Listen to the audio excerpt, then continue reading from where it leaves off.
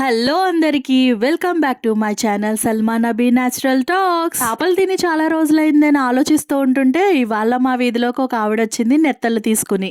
ఈ పచ్చి నెత్తళ్ళు ఇగురు పెట్టుకుంటే మాత్రం టేస్ట్ అదిరిపోతుంది. చాలా మంది ఆడవాళ్ళు డెలివరీ అయిన తర్వాత ఈ కర్రీని తప్పకుండా తినే ఉంటారు. బాలింతరాలుగా ఉన్న వాళ్ళకి ఎక్కువగా ఈ కర్రీని పెడతారు. దీనివల్ల పాలు ఎక్కువ వస్తాయనేసి ఎక్కువ పెడతారనమాట.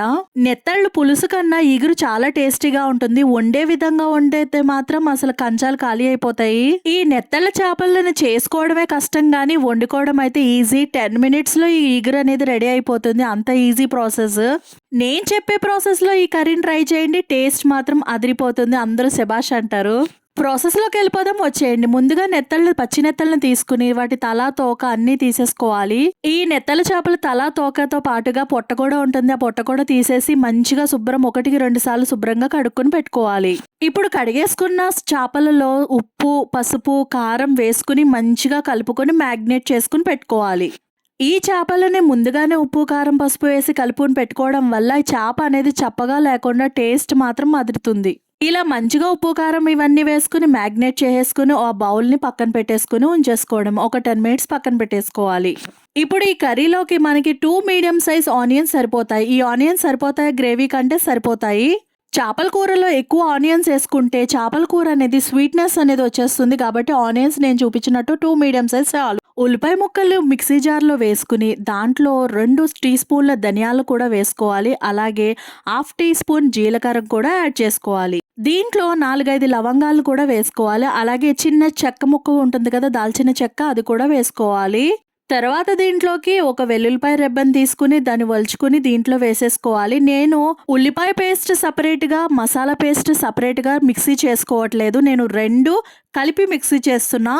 అందుకే నేను చెప్పిన ప్రాసెస్లో చేసుకోండి, ఆ టేస్ట్ అదిరిపోతుందని అన్నాను. సో ఇలా మిక్సీ పట్టేసుకోవాలి వాటర్ యాడ్ చేసుకుంటూ. ఇప్పుడు గ్యాస్ ఆన్ చేసుకుని ఒక బాణీ పెట్టుకుని బాణీ హీట్ అయిన తర్వాత దాంట్లో ఆయిల్ అనేది పోసుకోవాలి. చేపల కూర కాబట్టి కొంచెం ఆయిల్ ఎక్కువే పడుతుంది. ఆయిల్ అనేది హీట్ అయిన తర్వాత మనం ముందుగానే రెడీ చేసి పెట్టుకున్న మసాలా ముద్దని దీంట్లో వేసేసుకుని మంచిగా ఫ్రై చేసుకోవాలి. గ్యాస్ అనేది హైలో పెట్టుకుని మంచిగా ఈ మసాలా ముద్ద అంతా కూడా ఫ్రై అయ్యేలాగా బాగా ఫ్రై చేసుకోవాలి.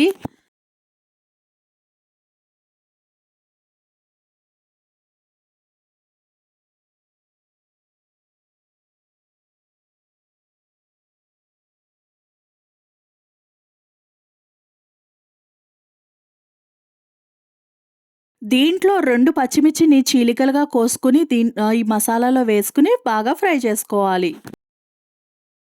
తర్వాత ఇది మొత్తం కూడా ఫ్రై అయిన తర్వాత దీంట్లోకి 2 స్పూన్స్ అల్లం వెల్లుల్లిపాయ పేస్ట్ వేసుకొని మంచిగా ఫ్రై చేసుకోవాలి. ఈ మసాలా ఆయిల్లో వేగుతుంటే ఇల్లంతా ఎంత మంచి స్మెల్ వస్తుందో తెలుసా, అసలు ఆ స్మెల్కే తినేయాలనిపిస్తుంది. అల్లం పేస్ట్ కూడా వేసుకుని బాగా వేయించుకున్న తర్వాత దీంట్లో మెయిన్ కీ ఇంగ్రీడియంట్ ఏంటంటే కరివేపాకు కూడా వేసుకోవాలి. కరివేపాకు చేపల ఇగురులో మంచి ఫ్లేవర్ని ఇస్తుంది. సో కరివేపాకు కూడా వేసుకుని ఒకసారి బాగా మిక్స్ చేసుకోవాలి. ఈ మసాలా అంతా కూడా మంచిగా ఫ్రై అయిపోయిన తర్వాత ముందుగానే మనం మ్యాగ్నేట్ చేసి పెట్టుకున్న ఫిష్ ఉన్నాయి కదా, వాటిని ఇందులో వేసేసుకోవాలి. మొత్తం ఫిష్ అంతా కూడా దీంట్లో వేసేసుకుని ఫిషెస్ అన్ని కూడా దీంట్లో వేసేసుకొని మంచిగా మిక్స్ చేసుకోవాలి. ఇలా ముందుగానే ఉప్పు, కారం వేసి మ్యాగ్నేట్ చేయడం వల్ల ముక్క గట్టిగా ఉంటుంది, చేప ముక్క చప్పగా ఉండదు, అలాగే టేస్ట్ కూడా బాగుంటుంది. చేపలు అనేవి చెదిరిపోవు అన్నమాట. లేకపోతే మామూలుగా అయితే ఉడికితే చెదిరిపోతాయి, అలా చెదరకుండా నీట్గా ఉంటాయి. చేపలు వేసేసిన తర్వాత ఒక 10 minutes మగ్గనిచ్చిన తర్వాత దీంట్లో 1 గ్లాస్ వాటర్ యాడ్ చేసుకోండి చాలు. 1 గ్లాస్ వాటర్ యాడ్ చేసుకుని చేపలన్నిటిని మంచిగా సెట్ చేసుకున్న తర్వాత దీంట్లో కొత్తిమీర యాడ్ చేసుకుని లిడ్ క్లోజ్ చేసి ఉడకనివ్వాలి. దీంట్లో ఎటువంటి ఉప్పు, కారాలు ఇంకా నేను ఎక్స్ట్రా వేయలేదు. ముందుగానే ఫ్రై చేసిన దాంట్లో మసాలా ముద్దలో మసాలా ఉంటుంది కాబట్టి మసాలా వేయాల్సిన అవసరం లేదు. చేప కానీ ముందుగానే మనం ఉప్పు, కారం పట్టించాం కాబట్టి ఉప్పు, కారం కూడా వేయాల్సిన అవసరం లేదు. ఒక 5 minutes తర్వాత మూత తీసి చూసి ఒకసారి ఉప్పు, కారం అన్నీ కూడా చెక్ చేసుకోండి. నాకు కొంచెం ఉప్పు తక్కువ అనిపించింది, నేను ఉప్పు యాడ్ చేసుకున్నాను. నేను మీకు చూపించడానికి గరిట పెట్టాను కానీ గరిట పెట్టి తిప్పొద్దు, ఇలా 2 చేతులతో కుదపండి అంతే. కానీ నాకు కెమెరా పట్టుకొని చెప్పడం రాక నేను మామూలు గరిట పెట్టాను. మళ్ళీ మూత పెట్టుకుని లో టు సిమ్ మీడియంలో పెట్టుకుంటే మన చేపల కర్రీ అనేది రెడీ అయిపోతుంది. ప్లీజ్ సబ్స్క్రైబ్ చేసుకోండి.